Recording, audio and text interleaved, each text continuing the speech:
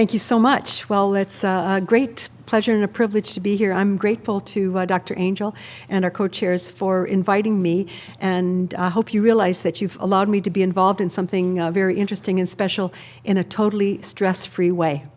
So it's absolutely a delight to be here.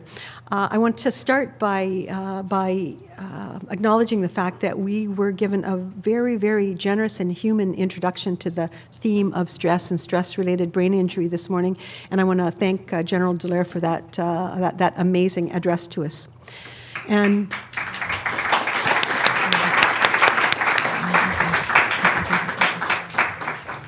And go on to say that the General alluded to issues surrounding stigma, prejudice, and discrimination, and make the point that I don't believe that we will supersede those issues without hope.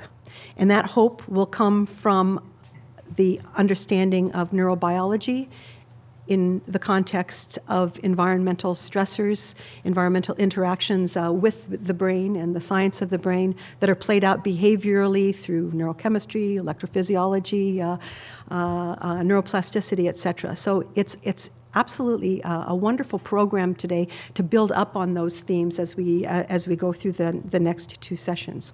So it's my pleasure to introduce two esteemed University of Toronto scientists who will each give us a presentation of a little under a half hour, and then we will have some time to have a panel discussion, a question and answer period.